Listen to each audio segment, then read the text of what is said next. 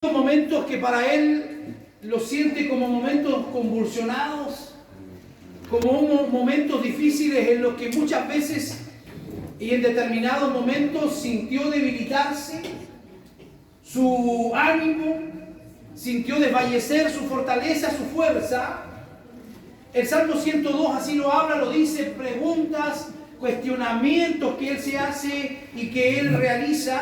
Pero luego termina los textos, ¿verdad?, del Salmo 102 declarando y termina reconociendo la grandeza y la soberanía de Dios. Muchas de las luchas que nosotros hoy enfrentamos y muchas de las dificultades que nosotros tenemos a diario, hermano, sepa usted que los hombres bíblicos también la tuvieron. Preguntas existenciales. ¿Por qué a mí? ¿Por qué no a otro? Parece que yo me porto bien y otros se portan mal. ¿Por qué me ocurre esto a mí? ¿Por qué me ocurre más de una vez? Y muchas interrogantes que el hombre es normal que se las haga. ¿Por qué? Porque todo no está bajo nuestra autoridad y bajo nuestro alcance. Hay cosas, hermanos, que al ser humano se le escapan de las manos. Y eso es lo que a nosotros nos hace sufrir. Las cosas que no podemos controlar, las situaciones que no podemos controlar, la mayor parte del tiempo nos hacen angustiarnos, nos hacen vivir desesperanzados y nos hacen a veces inquietarnos. No le digo que le roben la fe, pero sí le hacen dudar a veces y le hacen tambalear. ¿Por qué pasa esto? ¿Por qué pasa esto otro? David tenía esos momentos, esos altos y bajos. Por su vida que él enfrentaba, él estaba absolutamente reconocido y aceptado la pecaminosidad que en él había. Por eso tenemos el Salmo 32, tenemos el Salmo 51, donde él pide perdón a Dios por las cosas que a veces están ocultas en él y que no las manifiesta, pero que están y le impiden la plenitud en el Señor. Ahora, cuando él termina el Salmo 102, está con plena certeza y seguridad de que aun cuando está sufriendo y cuando está triste y cuando está a veces desolado, él reconoce que de parte de Dios no hay un abandono, sino que Dios está al control de toda la situación. Amén. Dígale a que está a su lado, Dios está al control de toda tu situación. Y esta mañana quiero que meditemos en el Salmo 103. Partimos el culto de la mañana cantando una alabanza que tiene que ver con este salmo. Bendice, alma mía, a Jehová, y bendiga todo mi ser su santo nombre. Bendice, alma mía, a Jehová, y no olvide ninguno de sus beneficios. Él es quien perdona todas tus iniquidades, el que sana todas tus dolencias, el que rescata del hoyo tu vida, y el que te corona de favores y misericordias, el que sacia de bien tu boca de modo que te rejuvenezcas como el águila. Jehová es el que hace justicia y derecho a todos los que padecen violencia. Vamos a tener una exposición esta mañana, estudio. Ahí sí, otra cosa.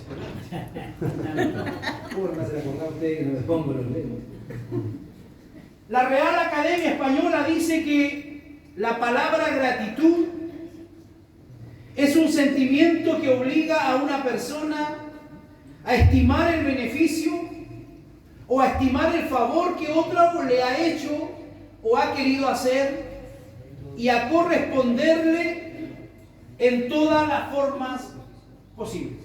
Eso dice el diccionario de la Real Academia Española. Gratitud, porque este es un salmo, estos primeros 6 versículos nos hablan a nosotros y nos mueven a que vayamos y que tengamos, caminemos y nos movamos como cristianos en una vida de gratitud, no apegado a las circunstancias, porque las circunstancias son ilusorias, las circunstancias son cambiantes. Yo hoy estoy bien de ánimo y mañana estoy mal. Hoy puedo estar mal aquí sentado y mañana puedo estar bien. Entonces mi vida y mi devoción a Dios, mi gratitud no se trata del estado de ánimo en el cual yo me encuentro, sino que aquí hay un llamado a la gratitud que debe existir como una doctrina y que debe existir como una norma de vida en el cristiano. El cristiano no debiera ser llamado a la gratitud. La iglesia no debiera ser llamada a la gratitud. La iglesia debiera ser una iglesia que siempre está agradecida. Amén. Y en los momentos difíciles, pastor, y en los momentos malos igual. Porque los momentos difíciles y los momentos malos a nosotros nos ayudan igual. ¿A qué? A crecer, a madurar, a enfrentar la dificultad y los problemas, sabiendo que tenemos a un Dios que es poderoso. La Biblia lo dice claramente, es más poderoso el que está con nosotros que el que está en el mundo. Así que es un sentimiento, la gratitud, que nos obliga a estimar el beneficio o el favor de lo que alguien ha hecho por nosotros. Dígame si Dios nos ha hecho grandes cosas por nosotros. Amén.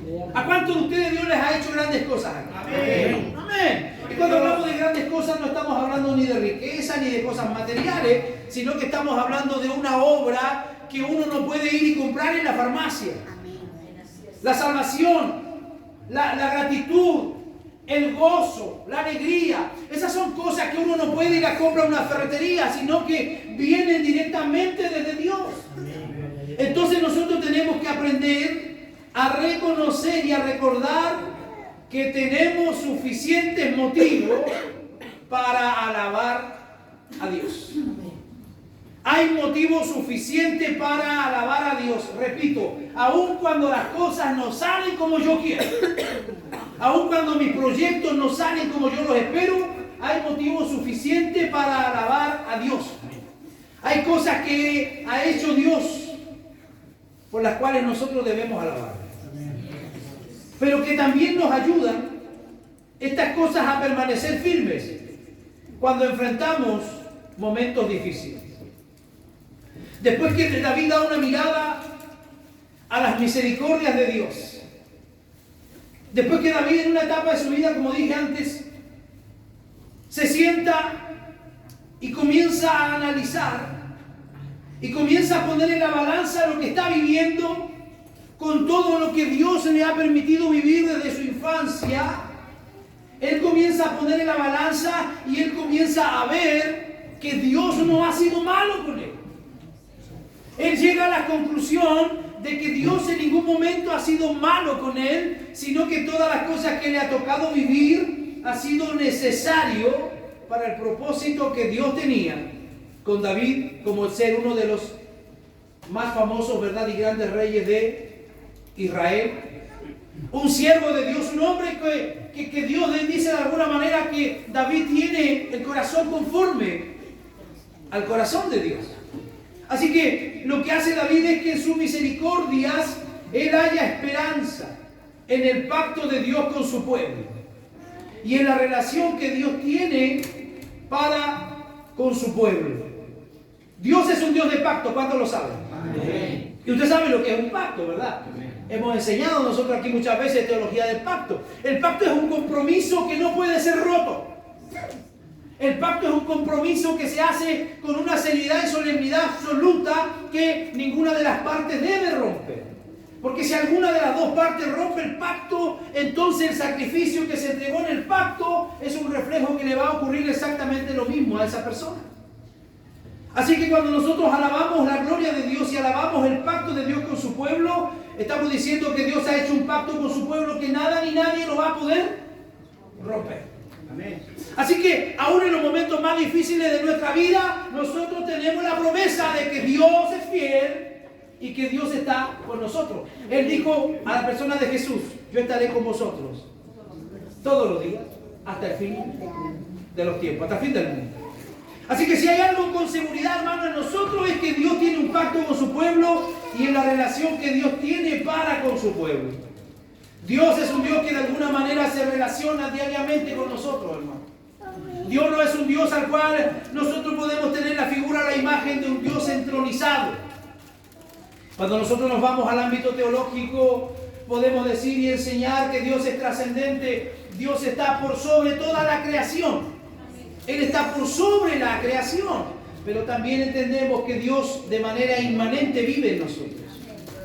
Dígale que está a su lado, Dios vive en ti. ¿Y cómo se entiende eso? Que Dios, que es un Dios tan grande, trascendente, también habita en nosotros a través de la persona del Espíritu Santo. Entonces Dios es un Dios que no quiere estar allá entronizado, sino que de alguna manera se está relacionando con nosotros. ¿A través de qué? A través de sus dones, a través de sus atributos, a través de la protección que nos brinda cada día. ¿Usted sabe qué sería de nosotros si no fuéramos protegidos por el Señor? ¿Usted ha pensado alguna vez qué sería de nuestra vida si no contáramos con la protección de Dios?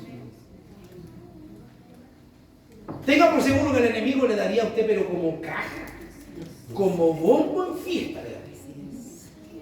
Más de lo que le da, duro. Pero contamos con la protección de Dios. No se olvide la charla que tuvo el enemigo ahí con Dios. Cuando él va y dice, ¿de dónde viene Satanás? De allí, de rodear la tierra, darme unas cuantas vueltas. ¿Y viste a mi siervo Job? ¿No lo viste por ahí a mi siervo Job? Que no hay otro como él en la tierra. Y el diablo atrevido le dice, ¿por qué? ¿Por qué él se comporta así? Porque tú lo tienes protegido y cubierto. Pero déjame ir y tocarlo. Y vas a ver cómo te blasfema en la cara. Y ahí te sabe toda la historia de Job. Entonces, el enemigo no es que él anda haciendo por ahí lo que quiere, probando o tocando a quien él quiere, sino que solamente aquellos que Dios de una u otra forma lo permite. Dios es un Dios que se relaciona con su pueblo. De hecho, esta mañana Dios se está relacionando con nosotros. Y usted dirá, ¿cómo, pastor? Sí, nosotros le estamos orando y Él nos escucha y Él ahora nos está hablando a nosotros a través de su palabra. Así que se da una relación mutua en nuestro culto. Por eso es importante que como comunidad, como grupo, nos reunamos cada domingo por la mañana, porque de esa forma tenemos una comunión y una relación íntima con el Señor. Esta confianza del salmista hace un llamado a toda la creación a bendecir al Señor. A toda la creación le hace un llamado, porque parece ser la respuesta a la oración que él hace en el Salmo 102. Hay múltiples beneficios y bendiciones por las cuales tenemos esperanza en relacionarnos con Dios. Dígame usted si Dios no es un Dios que le da esperanza. Amén. Todos nos pueden abandonar. Amén. Nosotros mismos le podemos abandonar a usted el día menos pensado. O usted puede abandonar la congregación, puede abandonar la amistad con alguien, la afinidad, pero que nunca le va a abandonar, hermano. Es el Señor. Por eso del verso 1 al verso 6, el salmista hace un llamado, una alabanza personal al Señor. Bendecir al Señor. Diga conmigo, bendecir al Señor. ¿Y qué significa bendecir al Señor? Significa deleitar tu corazón, expresando amor y gratitud por todo lo que Dios es y por todo lo que Él hace. Deleitar, bendecir al Señor significa que mi corazón se deleita y que mi corazón expresa gratitud por todo lo que Dios ha hecho y por todo lo que Dios es. Eso es bendecir al Señor. Decimos que nos reunimos y nos congregamos en la iglesia para bendecir al Señor, para cantar, para exaltar, para glorificar, pero muchas veces ocurre el reclamo que Jesús le hace a los judíos y le dice, este pueblo de labio me honra, pero su corazón está lejos de mí. ¿Cree usted que sea posible que una congregación honre de labios al Señor y el corazón pueda estar lejos de Él? Sí. ¿Cree que sea posible? Sí. Muchas veces lo hemos hecho, hermano. Muchas veces hemos llegado a la congregación, muchas veces hemos llegado y estado del servicio y nuestra mente y nuestro corazón están en otro lugar. Solo nuestra boca está de alguna manera cantando y repitiendo frases que no la estamos sintiendo. Así como los padres terrenales se complacen cuando sus hijos simplemente le agradecen y los aman. ¿Cuántos hijos aquí le dicen normalmente a su padre que lo aman? Amén. A ver, levante la mano, yo soy el único mamón aquí. No, mi papá. Yo todo el tiempo le digo a mi mamá, usted sabe que a mi mamá yo la llamo todos los días del año, todos los días del año. No importa que a mi esposa no le gusta mucho, yo la llamo todos los días del año. No tengo problema que me digan mamón. Porque un día esa señora no va a estar. Y ahí es triste cuando llegamos con la florcita llorando. Sí. La flor y el cariño y el amor hay que expresarlo cuando los viejos están vivos. Así que cuando los padres se complacen que sus hijos les agradezcan, hoy día se les enseña a los niños los beneficios, se les habla mucho a ellos de sus derechos. Y usted hoy día ve que los niños, la juventud, la adolescencia no es la misma que eran en nuestros años. En nuestros años nosotros éramos temerosos, nosotros teníamos temor a la paleta, a la paleta de cocina, a la correa de cuero, a todas esas cosas, ¿sí o no? Hoy día usted le dice a un niño y de alguna manera lo amenaza, oye, te voy a corregir, te voy a disciplinar, y el niño sabe que tiene derechos que lo amparan. Y usted dirá, ¿tan así, pastor? Sí, yo he conocido a personas, he conocido a padres que han tenido que irse presos porque los hijos le levantaron una denuncia falsa. La otra vez estuve ayudando, ministrando y aconsejando a una familia donde había un adolescente que tenía ganas de ella hacer lo que ella quisiera con su vida, ir a la calle, ir a la fiesta, ir acá y allá. Y había una familia de padres que iban a la congregación. Ella no tuvo otra mejor idea que denunciar a su padre por algo que no era real.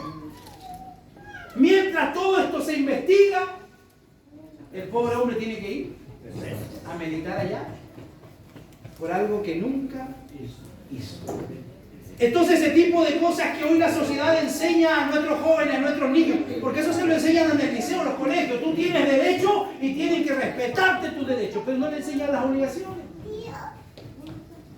Entonces tenemos hoy día una hermano, generación de cristal que ya casi no se le puede disciplinar.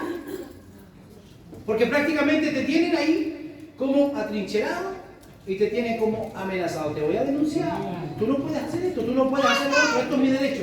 Los derechos de los hombres, de los niños se los reconocemos, pero las obligaciones también. ¿Y cuáles son las obligaciones? Las obligaciones también son agradecer. Hoy día nos hemos enfrentado y tenemos una generación de gente que no agradece. Yo mismo, con mis hijas, muchas veces, ellas creen que es mi deber y es mi deber. Pero también tiene que haber alguna gratitud de vez en cuando, ¿no? Sí, tiene que haber alguna muestra de gratitud, porque estamos claros que como padres tenemos deber con ellos mientras estudia. Mientras estudia, si tenga cuántos años, si le da corona, bueno, va a tener que usted ahí ayudarle mientras estudia, hasta que termine. Pero dentro de eso también tiene que haber algún sentido de gratitud. Me dan un techo, me dan comida, me lavan la ropa. Y encima tenemos jóvenes soberbios y altivos en las casas. En esas condiciones. Entonces cada uno de nosotros tiene que aprender, hermano, y enseñar que hay que agradecer y amar. Diga conmigo. Agradecer y amar. Agradecer y amar. Ya le va a tocar a ellos ser padres el día de mañana y van a ver que no es como ellos pensaban. Agradecer y amar sin pedirles nada. La verdadera alabanza proviene de un corazón agradecido que sinceramente quiere glorificar y agradar al Señor. Donde hay un corazón agradecido, lo único que va a buscar es agradecer y es alabar al Señor. Por eso David dice, bendiga todo mi ser. Todo mi ser significa que todo nuestro ser interior está enfocado en el Señor. Repito, todo nuestro ser interior está enfocado en el Señor. Corazón, alma, mente y fuerza. Vamos por favor a Marcos 12, 28 al 31. Todo nuestro ser está enfocado en la gratitud al Señor. Marcos 12 del 28 al 31. Acercándose, uno de los escribas que los había oído disputar y sabía que les había respondido bien, le preguntó, ¿cuál es el primer mandamiento de todos? Y Jesús le respondió, el primer mandamiento de todo es, oye Israel, el Señor nuestro Dios. El Señor uno es. Y amarás al Señor tu Dios con todo tu corazón, con toda tu alma y con toda tu mente y con toda tu fuerza. Y este es el principal mandamiento. El mandamiento más importante, escucha Israel, el Señor nuestro Dios es uno. Así que la palabra todo, cuando Él dice todo mi ser, se encuentra al menos 9 veces en este salmo. 9 veces al menos usted lo encuentra. Y usted dirá, ¿dónde? Lo va a encontrar en el versículo 1, en el versículo 3, en el 19, en el 21 y en el 22. ¿Y por qué está diciendo todo? Porque este es un llamado al compromiso total con Dios. Total. Está llamando a un compromiso total. O sea, Dios debe ser el centro de la vida, como lo fue para David, como lo fue para el salmista que escribió estos párrafos. Debe ser también para nosotros, como lo fue para el gran apóstol Pablo. Cuando el apóstol Pablo enseña y dice, él dice, todo lo puedo en Cristo porque Cristo es el que me fortalece. Él dice, de alguna manera, que para él el vivir es Cristo y el morir es ganancia. Dice, ya no vivo yo, ahora vive Cristo en mí. ¿Qué estaba manifestando ahí? Que la centralidad de su vida es Dios. Si yo estoy sano, estoy para servir al Señor. Y si yo estoy enfermo, aún en mi condición de enfermo, tengo que estar dispuesto para poder también servir al Señor. ¿Damos gracias al Señor antes de recibir nuestra comida? ¿Cuánto aquí dan gracias antes de recibir la comida? Amén. Y esto es correcto. Pero ¿sabe usted que el pueblo judío oraba y daba gracias cuando recibía la comida y cuando terminaban de comer también? Nosotros solamente decimos gracias cuando terminamos. Pero el pueblo judío oraba para bendecir los alimentos y oraba para dar gracias por los alimentos. ¿Por qué? Vaya a Deuteronomio capítulo 8.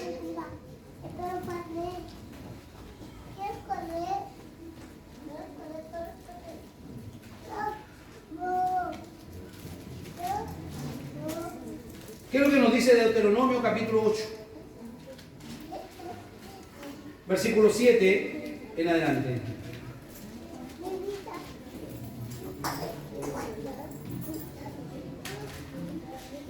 Porque Jehová tu Dios te introduce en la buena tierra,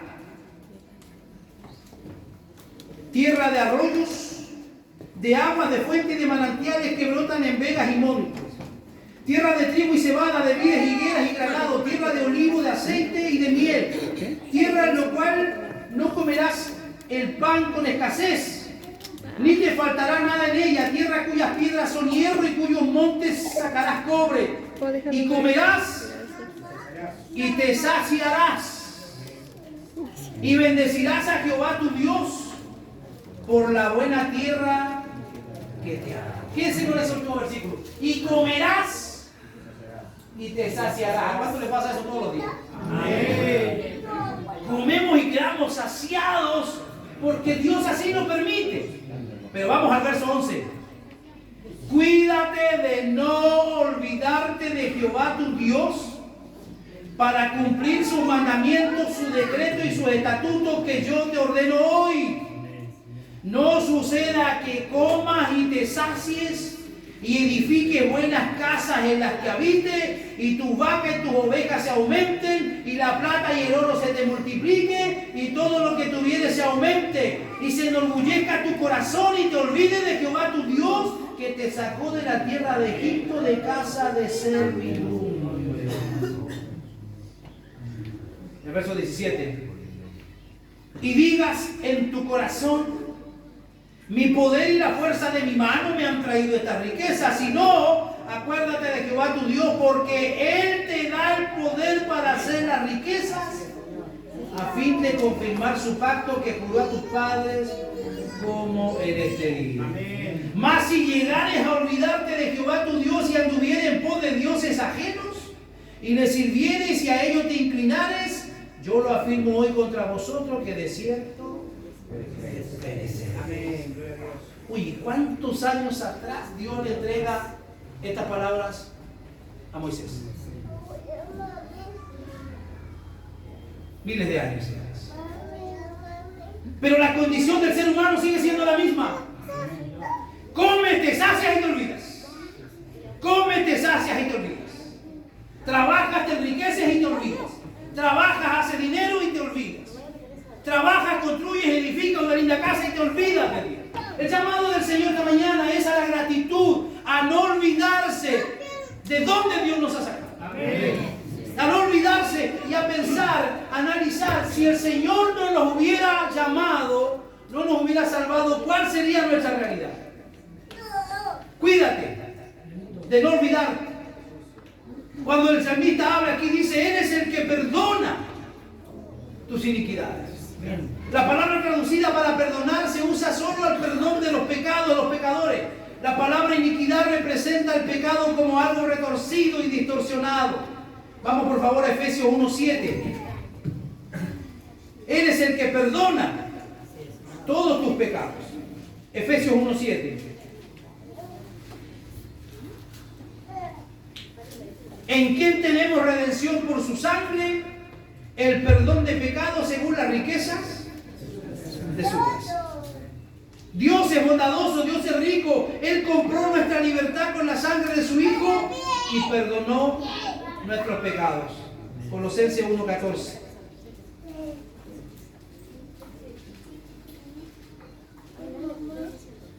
¿En quién tenemos redención por su sangre? El perdón de pecado. Y el versículo 13, el cual nos ha librado de la potestad de las tinieblas y trasladado al reino de su amado Hijo. Así que Él, hermano, como causa primera es nuestro Creador y segundo es nuestro Salvador. Nosotros, dice la Biblia, que estábamos muertos a causa de nuestros pecados, pero aún así Él nos amó, perdonó nuestros pecados, todas nuestras iniquidades, todas aquellas faltas, Él las perdonó. Avanzo. Él es el que sana todas tus enfermedades. Hay traducciones que dicen todas tus dolencias. Vámonos a Mateo 9:35.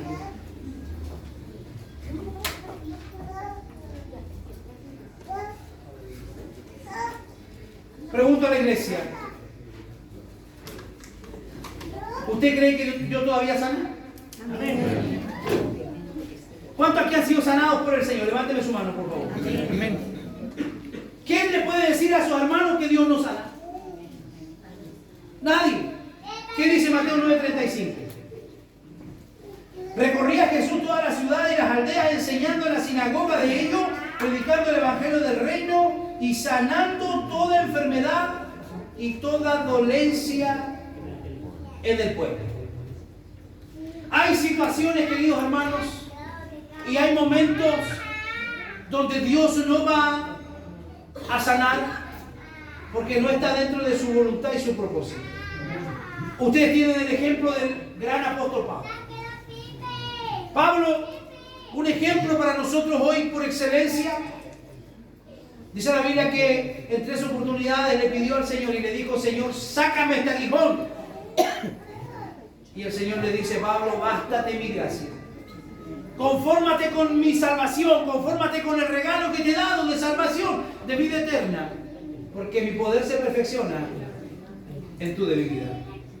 Cuando nosotros nos sentimos débiles es cuando Dios se hace más fuerte en cada uno de nosotros. Pablo no pudo sanar a dos de sus amigos.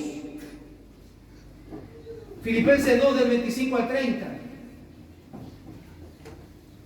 Mientras tanto pensé que debería enviarle de vuelta a Epafrodito. Él es un verdadero hermano, colaborador y compañero de lucha. Además, el mensajero de ustedes para ayudar en mis necesidades.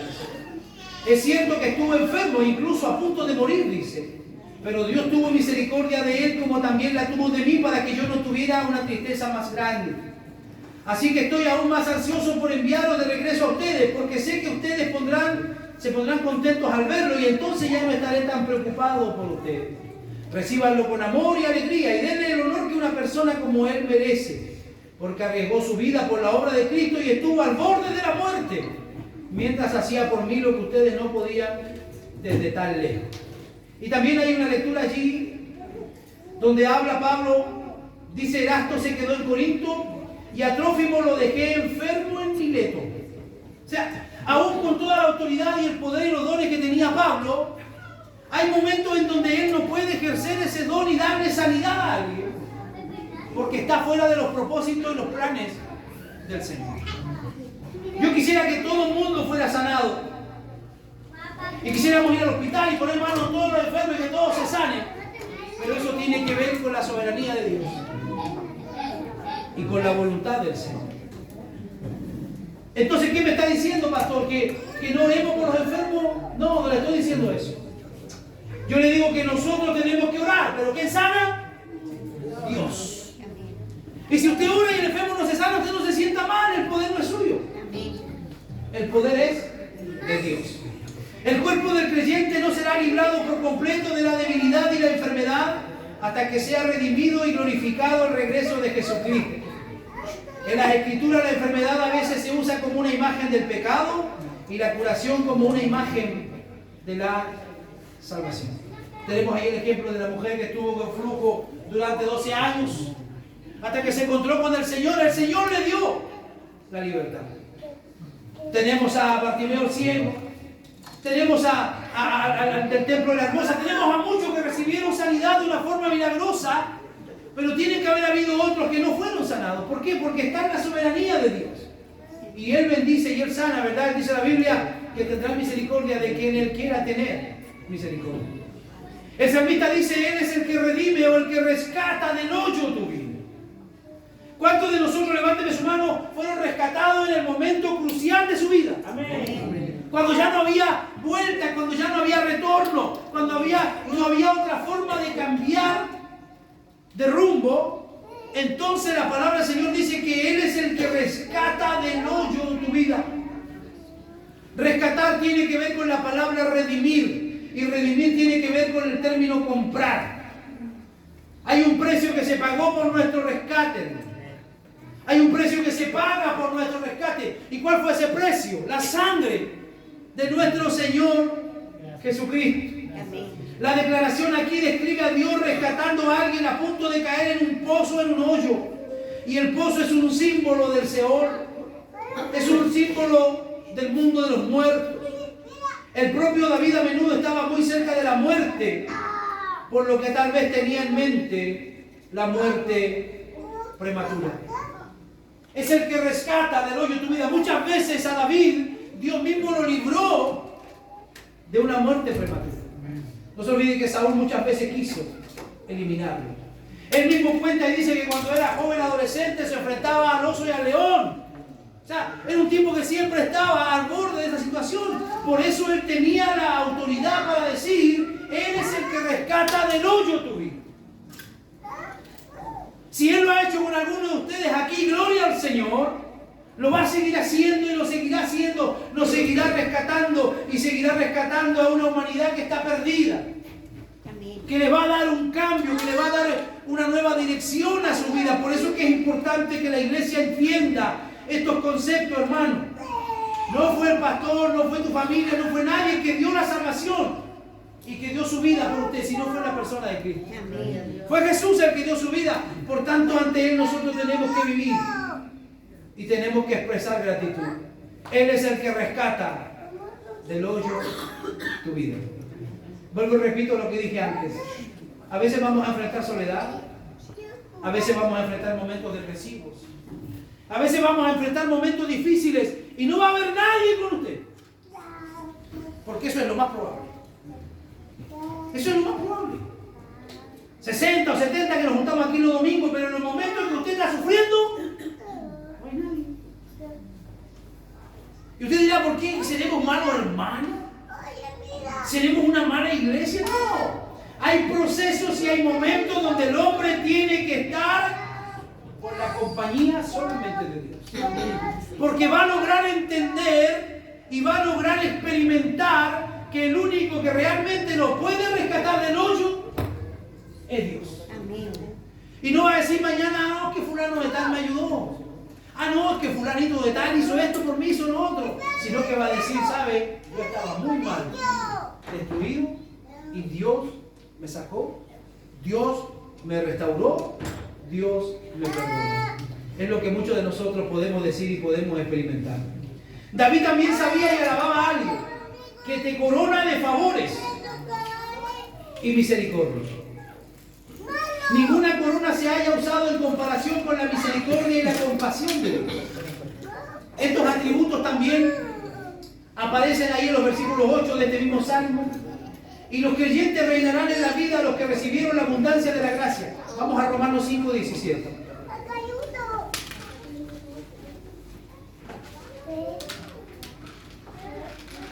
Pues si por la transgresión de uno solo reinó la muerte, muchos más reinarán en vida por uno solo, Jesucristo, los que reciben la abundancia de la gracia y el don de la justicia. A través de Adán, muchos de nosotros y todos nosotros, la sociedad entera fue perjudicada, pero a través de Cristo tenemos esta bendición, hermanos, de un día ser galardonados. La Biblia dice que el Señor vendrá, descenderá del cielo, los muertos en Cristo resucitarán primero, luego nosotros, los que hayamos quedado, seremos transformados y podremos estar por siempre con el Señor. Amén. Los creyentes reinarán en vida, los que recibieron la abundancia de gracia, pues el pecado de un hombre, Adán, hizo que la muerte viniera sobre muchos, pero la obra de Jesucristo hizo que viniera la victoria sobre ese pecado. Vamos a Efesios capítulo 2. Y Él os dio a vosotros vida cuando estabais muertos en vuestros delitos y pecados, en los cuales anduviste en otro tiempo siguiendo las corrientes del mundo conforme al príncipe de la potestad del aire, al espíritu que ahora opera en los hijos de desobediencia, entre los cuales también todos nosotros vivimos en otro tiempo, en los deseos de nuestra carne, haciendo la voluntad de la carne y los pensamientos, y éramos por naturaleza, ¿qué es lo que éramos? Hijos de ira, lo mismo que los demás. Pero Dios, que es rico en misericordia, por su gran amor con que nos amó, aún estando nosotros muertos en pecado, nos dio vida juntamente con Cristo. Y juntamente con Él nos resucitó y asimismo nos hizo, ¿qué es lo que nos hizo el Señor? Sentar en los lugares celestiales con Cristo Jesús. O sea, estamos reinando con Cristo Jesús en este momento, llevando el Evangelio a todo aquel que lo necesita. ¿Para qué? Para mostrar en los siglos venideros las abundantes riquezas de su gracia, en su bondad para con nosotros en Cristo Jesús. Él es el que te corona de favores a través de la gracia del Señor, por su bondad, con favores y misericordia. Cuando hablamos nosotros, hermanos, de la misericordia, hablamos de que no se nos paga como nosotros merecemos. Si cada uno de nosotros recibiera el pago que merece, nuestra vida sería terrible. Pero nosotros recibimos mucho más de lo que merecemos, y eso se llama misericordia, y eso se llama gracia. Dios te corona de favores, y Dios tiene cada día de nosotros misericordia. Dice la Biblia que su misericordia se renueva cada mañana. Ayer tuvo Dios misericordia de mí. Hoy día Dios tiene misericordia de mí y mañana tendrá misericordia de mí, renovándolas cada mañana su misericordia se renueva. ¿Qué más dice el salmista? ¿Para qué te corona de favores y misericordia? De tal manera que tú te puedas rejuvenecer. Dice el salmista, como el águila. Y esto habla de renovación. Diga conmigo, ¿de qué habla? Renovación. Es un enigma que generalmente se traduce como adornos o joyas, pero palabras que difícilmente encajan en este contexto. Algunos interpretan que la palabra significa duración y tiene que ver con los años. No importa la edad que tengamos, Dios puede satisfacer las necesidades de nuestra vida y los deseos espirituales de nuestro corazón. Los deseos de nuestra vida, Dios los puede satisfacer si están dentro de la voluntad del Señor. Ninguno de ustedes se sienta que ya ha hecho todo, o ninguno de ustedes se sienta que no sirve para algo, porque mientras usted tiene vida y tiene salud y está respirando, usted puede hacer lo que Dios le está pidiendo que usted haga. Dígale que está a su lado, no te excuses. Porque la gente llega a una edad determinada donde dice, no, ahora me quedo aquí sentado, vengan años, y total, tengo edad. No, hermanos. Caleb tenía 85 años ¿Alguien tiene 85 aquí? Son todos jóvenes. Caleb tenía 85 años cuando peleó la última batalla y la ganó. Entonces, no nos sintamos acabados, no nos sintamos destruidos.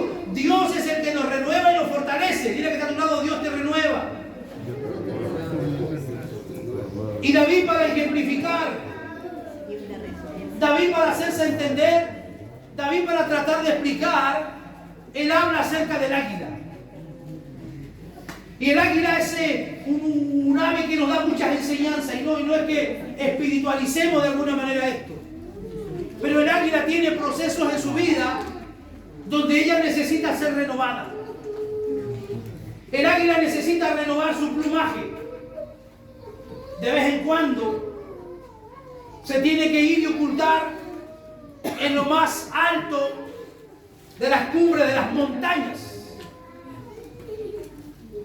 Para ir ahí, ocultarse y esconderse y comenzar a retirarse y sacarse ella misma cada una de sus plumas de su cuerpo. ¿Cuántos aquí conocen a través de fotos o video algo un águila? Un águila es un ave hermosa. Hermosa. Tiene capacidades fantásticas de volar, de planear. Tiene una vista, hermano, que de tremendas distancias ella puede ver su presa. Entonces David, cuando está escribiendo este salmo, él tiene en mente cómo lo puedo reflejar, la renovación que Dios nos da a través del águila. El águila hace todo este tipo, hermano, de cortejo, donde se desnuda prácticamente. ¿Por qué? Porque ella sabe que Dios le va a proveer un nuevo plumaje y que se va a sentir renovada. Renovada. Y quiero ya para ir terminando. Muchas veces nosotros los años nos pesan en el Evangelio. Los años a veces nos pesan. ¿Por qué? Porque llegamos a pensar y a creer que ya no podemos aprender más. Que ya no hemos vivido todo. O que ya lo sabemos todo.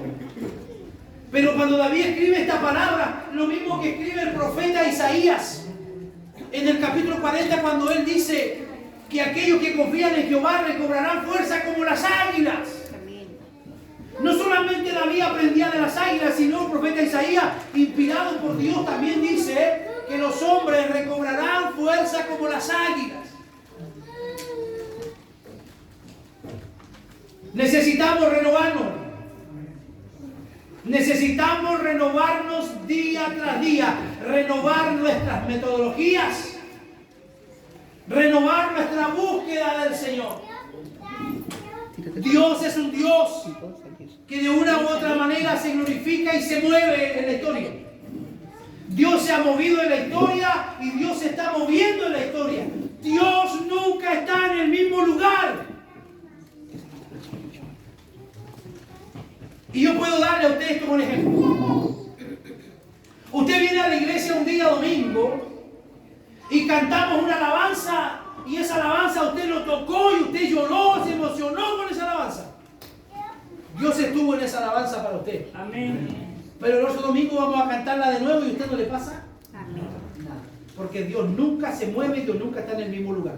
Dios siempre se está moviendo. Amén. Y si Él se mueve, ¿qué hacemos nosotros sentados del líder de la casa? Nosotros también tenemos que movernos. ¿Movernos en qué sentido? En buscarlo. Por eso el texto que leí delante, todo aquel que pide recibe. El que busca a Dios muchas veces, hermano, hay que buscarlo. Buscarlo. Y cuando Él viene hay que aprovechar la oportunidad. Cuando Él te despierta por la noche, ¿qué crees tú que está haciendo Dios? ¿Tiene ganas de fastidiarte tu sueño? No, Dios viene. ¿Por qué? Porque de alguna manera quiere tener una intimidad contigo en oración, en lectura bíblica. Y cuando nosotros vamos y oramos, ¿qué estamos haciendo? Estamos buscando el rostro del Señor. Estamos buscándole en oración. Entonces necesitamos, hermano, irnos renovando, no se quede. Oh, si yo ya lo sé todo, no, yo ya lo he visto todo, yo ya lo he experimentado todo. Puede que haya experimentado y sabido y aprendido muchas cosas, hermano. Pero al igual que el águila necesitamos renovarnos, porque queda mucho por ver, mucho por hacer, mucho por hacer. Tenemos al profeta Elías metido en un estado depresivo, en una cueva. Y él pensaba y él decía que solamente quedaba él y que todos los profetas ya no estaban. Pero el Señor va y lo reprende y le dice: yo tengo una gran cantidad que todavía están ahí y no han doblado su rodilla ante Baal. Así que Dios le da una orden a Elías, le dice: Elías, levántate y come, porque te queda mucho camino que andar. Termino con eso.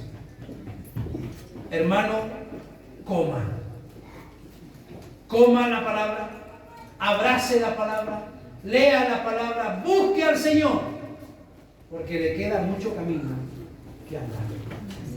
Pablo lo dijo: no que yo ya lo haya logrado todo, no es que yo ya sea perfecto, lo haya alcanzado todo, pero él dice: hago una cosa, dejando atrás el pasado, metiendo hacia lo que está por delante.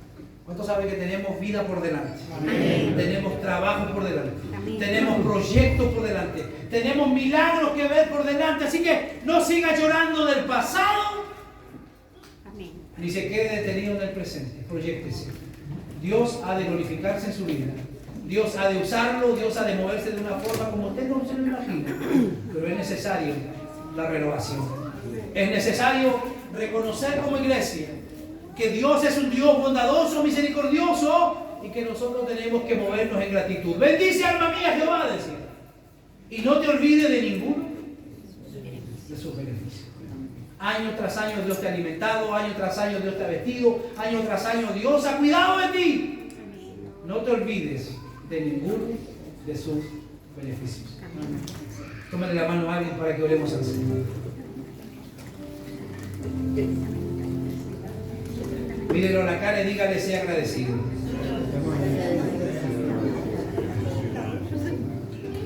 Ore por él. Si hemos tenido algunos gestos o algunas actitudes de ingratitud, oremos al Señor. Gracias, Señor, has sido bueno conmigo. Me has acompañado, me has guardado, me has alimentado, has permitido que yo crezca y aún me conservas conmigo. Guardas a